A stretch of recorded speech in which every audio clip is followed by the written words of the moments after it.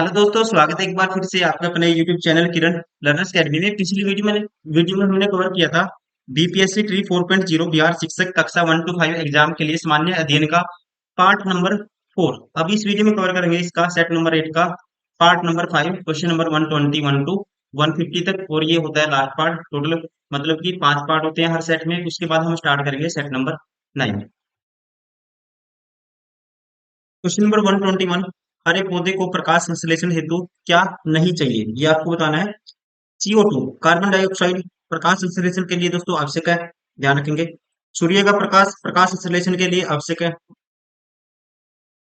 अब जो खनिज लवण है, मिनरल कह सकते हैं दोस्तों, जबकि कह सकते हैं पौधों के विकास के लिए तो महत्वपूर्ण है, लेकिन सीधे प्रकाश संश्लेषण की प्रक्रिया में इनका कोई उपयोग नहीं होता। तो यहाँ पे राइट आंसर होगा ऑप्शन थर्ड, ध्यान रखेंगे आप। क्वेश्चन नंबर 122, सिंधु सभ्यता के निम्नलिखित सतलों में से किस सतल में गोदी डॉकयार्ड होने का प्रमाण मौजूद है दोस्तों। गोदी डॉकयार्ड ये मिला है, राइट आंसर होगा ऑप्शन सेकंड, लोथल गुजरात में। क्वेश्चन नंबर 123, छाया की लंबाई किस पर निर्भर करती है। छाया की लंबाई दोस्तों निर्भर करती है वस्तु और प्रकाश स्रोत के बीच के कोण पर, राइट आंसर होगा ऑप्शन थर्ड। क्वेश्चन नंबर 124, शेख नवाब की मृत्यु के बाद कुवैत का नया अमीर कौन बना। शेख नवाब की मृत्यु के बाद शेख मिसाल अल अहमद अल जबर अल सबा कुवैत के नए अमीर बने थे दोस्तों। राइट आंसर होगा यहाँ पे, इसका राइट आंसर होगा दोस्तों ऑप्शन थर्ड। पूरा नाम क्या है इनका, शेख मिसाल अल अहमद अल जबर अल सबा। क्वेश्चन नंबर 125, ब्रिटिश शासन के अधीन भारतीय गरीबी और अर्थव्यवस्था पर दादा भाई नौरोजी द्वारा कौन सी पुस्तक लिखी गई थी। ठीक है, तो इस पुस्तक का नाम है most famous book poverty and un British food in India. Option third is correct. Question number 126, 16वें वित्त आयोग के अध्यक्ष किसे नियुक्त किया गया। 15वें वित्त आयोग के दोस्तों अध्यक्ष थे एनके सिंह, और 16वें के हैं, यहाँ पे राइट आंसर होगा, इनका नाम है Arvind Panagariya. Option third is correct. Question number 127, निम्नलिखित में से कौन मौर्य वंश का महत्वपूर्ण शासक नहीं है। कौन सा है दोस्तों मौर्य वंश का महत्वपूर्ण शासक नहीं है। देखो, चंद्रगुप्त मौर्य है, बिंदुसार है, पुष्यमित्र शुंग ये नहीं है। ये कौन से वंश के हैं, शुंग वंश के।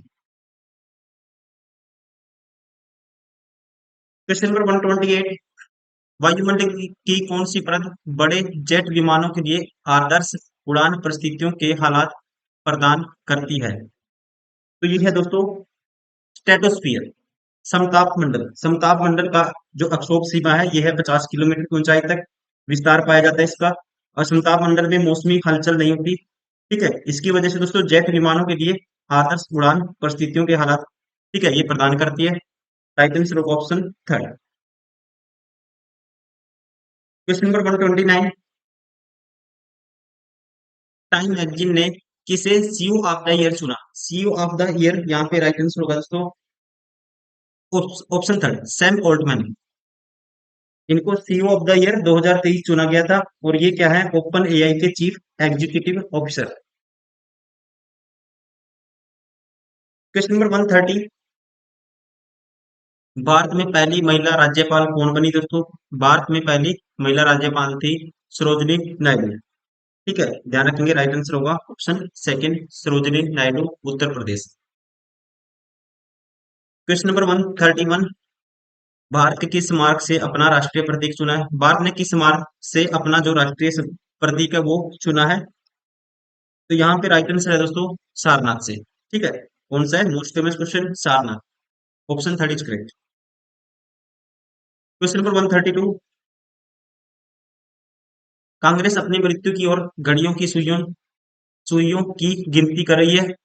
भारत में रहने के दौरान मेरी सबसे बड़ी इच्छाओं में से एक यह है कि मैं उसे शांतिपूर्वक मरने में मदद कर सकूं। यह कथन किसका है। तो ये कथन था दोस्तों, राइट आंसर होगा इसका ऑप्शन थर्ड, ये कथन था वो इसराइल कर्जन का। और इन्होंने लॉर्ड कर्जन है, इन्होंने ही किया था बंगाल का विभाजन, ये भी ध्यान रखना आपको 1905 में। क्वेश्चन नंबर 133, मानव पित्त बाइल जिसे इंग्लिश में बोलते हैं, जो एक पीले रंग हरे रंग का तरल है, पीले हरे रंग का तरल है, इसकी प्रकृति दोस्तों कैसी है? ठीक है, इसकी प्रकृति होती है एसिडिक, मतलब कि अम्लीय। राइट आंसर होगा ऑप्शन फर्स्ट। क्वेश्चन नंबर 134, हवा चोग ड्रमस्टिक और द्विफल मेपिल मुद्दे के बीजों को लंबी दूरी तक ले जाती है, क्योंकि इनमें दोस्तों ध्यान रखेंगे सहजन और मेपल के बीजों में पंख होते हैं जो उन्हें हवा से लंबी दूरी तक आसानी से ले जाने में मदद करते हैं। राइट आंसर होगा ऑप्शन फर्स्ट, सपक्ष बीज होते हैं इसकी वजह से। क्वेश्चन नंबर 135, भारत में मुद्रा छपवाने तथा जारी करने का अधिकार किसे है दोस्तों? यह अधिकार है आरबीआई को, भारतीय reserve bank. Question number 136, Rajasthan के राजपूत राजा सवाई जयसिंह द्वारा 18वीं शताब्दी में बनवाई गई खगोलीय प्रयोगशाला का नाम बताइए। ठीक है, तो इसका नाम है जंतर मंतर। इन्होंने निर्माण करवाया था किसका? जंतर मंतर का। Right answer option third. Question number 137, उत्तर पश्चिमी भारत में शीतकालीन वर्षा उन चक्रवातों के परिणाम स्वरूप होती है। उत्तर पश्चिम भारत में शीतकालीन वर्षा उन चक्रवातों के परिणाम स्वरूप होती है जो उत्पन्न होती है। तो जो उत्पन्न होते हैं यहाँ पे राइट आंसर होगा भूमध्य सागर में। ठीक है, किसकी वजह से? भूमध्य सागर में उत्पन्न चक्रवातों के कारण। क्वेश्चन नंबर 138, निम्नलिखित में से कौन सी सादिश मात्रा है? सदिश मतलब कि दोस्तों वेक्टर क्वांटिटी, वेक्टर में डायरेक्शन भी होगी और मैग्नीट्यूड भी होगा। ठीक है, तो यहाँ पे क्या है इनमें से? ये है प्रतिबल, प्रतिबल फोर्स कह सकते हैं, और वेलोसिटी, मोमेंटम, इनमें सब में क्या होता है दोस्तों? डायरेक्शन भी होती है और मैग्नीट्यूड भी होता है। इस वजह से ये सारे की सारी क्या है? वेक्टर क्वांटिटी सदिश का। ठीक है, सदिश मात्रा, ये सारी की सारी क्या है? आदिश, स्केलर क्वांटिटी।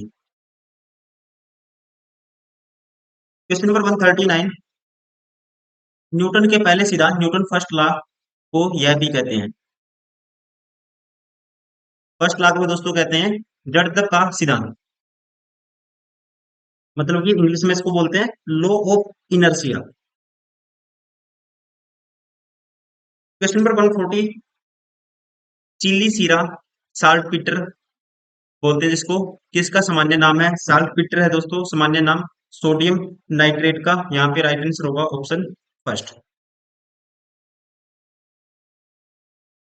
मतलब कि NaNO3 का सोडियम नाइट्रेट। क्वेश्चन नंबर 141, निम्नलिखित कथनों में से कौन सा कथन सही है? सही बताना है इनमें से कौन सा है? उर्वरकों के अत्यधिक उपयोग से फसलों की अच्छी उपज प्राप्त होती है। साथ ही देखो, उर्वरकों के अत्यधिक उपयोग से फसलों की अच्छी उपज प्राप्त होती है, साथ ही साथ मिट्टी की उर्वरता भी बढ़ती है। पहला दोस्तों स्टेटमेंट हम क्या कहेंगे? गलत कहेंगे, क्योंकि उर्वरकों का अत्यधिक उपयोग मिट्टी की उर्वरता को खराब कर सकता है, कम कर सकता है। ठीक है, तो ये पहला स्टेटमेंट है जो गलत है। दूसरा, मिट्टी की उर्वरता बनाए रखने के लिए हमें जैविक खाद के स्थान पर उर्वरकों का उपयोग करना चाहिए। दोस्तों ये भी गलत है, मिट्टी की उर्वरता बनाए रखने के लिए जैविक खाद का उपयोग करना बेहतर होता है। ठीक है, तो ये भी क्या है? गलत है। उर्वरक के उपयोग से मिट्टी के गहन एवं जल अवशोषण की क्षमता में वृद्धि होती है। यहाँ पे होता तो उर्वरक के अत्यधिक उपयोग से, तब तो ये गलत होता, लेकिन उर्वरक के उपयोग से मिट्टी के गहन एवं जल अवशोषण की क्षमता में वृद्धि होती है। ये स्टेटमेंट हम कह सकते हैं दोस्तों, ये स्टेटमेंट थर्ड क्या है? ठीक है।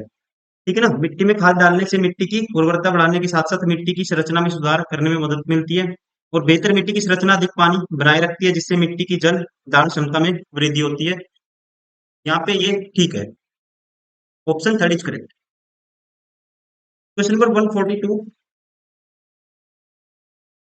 लाखों वर्षों पहले के पौधे और जानवरों के दफन किए गए अवशेषों को जाना जाता है, तो इनको कहा जाता है जीवाश्म ईंधन।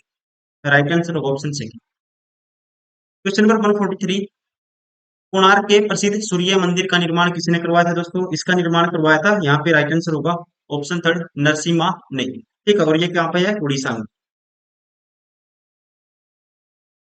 क्वेश्चन नंबर 144, अत्यधिक किण्वन से आप क्या समझते हैं? अत्यधिक किण्वन से आप क्या समझते हैं दोस्तों? ये आपको बताना है। यह न्यूक्लियर अपशिष्ट का निस्तारण करने की पद्धति है, गलत है। यह कार्बनिक अपशिष्ट से मीथेन उत्पन्न करने की पद्धति है, ये भी गलत है।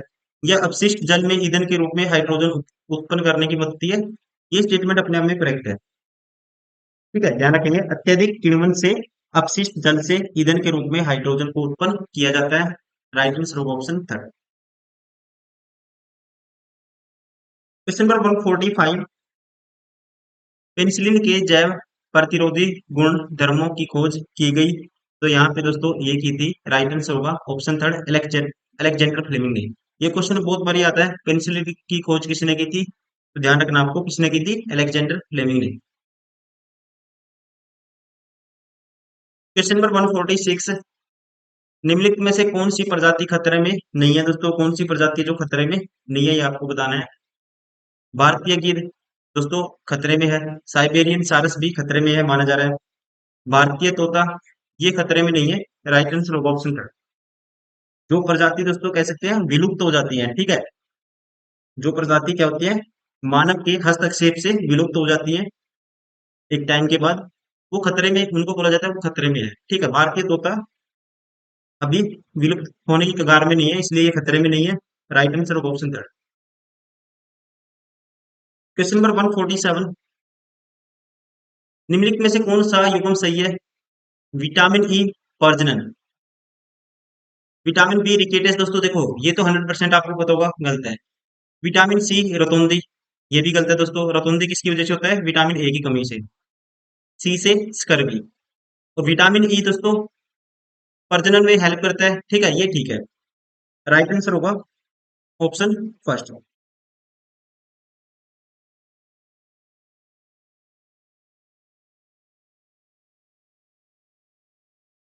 क्वेश्चन नंबर 148 में, निम्न कथनों में सही का चयन कीजिए। सही का चयन कीजिए। शेर के अगले पैर के नखर छोटे होते हैं, जिन्हें वह पादांगुलियों के अंदर खींचकर छिपा सकता है। तो इसमें से देखो, शेर के अगले पैर के नखर छोटे होते हैं, जिन्हें पादांगुलियों के अंदर खींचकर छिपा सकता है। ये स्टेटमेंट अपने आप में क्या है? ये स्टेटमेंट है गलत। नखर छोटे नहीं होते दोस्तों, छिपा तो हो सकता है लेकिन लंबे होते हैं। हिरण के लंबे कानों से शिकारी की गतिविधि जानकारी देते हैं, ये ठीक है। हिरण के सिर के पास में दोनों ओर स्थित आंखें प्रत्येक दिशा में देखकर खतरा महसूस कर सकती हैं, ये भी ठीक है। बी और सी करेक्ट है। राइट आंसर होगा ऑप्शन थर्ड। क्वेश्चन नंबर 149, पक्षियों की उड़ान के अनुकूल कौन से हैं? पक्षियों की उड़ान के अनुकूल कौन से हैं, ये आपको बताना है। शरीर का वजन कम करने वाली खोखली हड्डियां होती है दोस्तों, अपने आप में ठीक है, ये क्वेश्चन रिपीट हुआ है। उनके शरीर को ढकने वाले पंख, ये भी ठीक है। मजबूत पूंछ के साथ उड़ने में सहायक शरीर, ये भी ठीक है। मजबूत मांसपेशियों वाले पंख, ये भी ठीक है। तो राइट आंसर होगा option third, A B C D. Question number 150, मानव शरीर में हीमोग्लोबिन की न्यूनतम मात्रा कितनी होनी चाहिए दोस्तों? न्यूनतम मात्रा होनी चाहिए हीमोग्लोबिन की 12 ग्राम। ध्यान रखेंगे आप, राइट आंसर होगा ऑप्शन फर्स्ट। ठीक है, कितना होना चाहिए न्यूनतम आवश्यक हीमोग्लोबिन? 12 ग्राम पर DL. Option first is correct.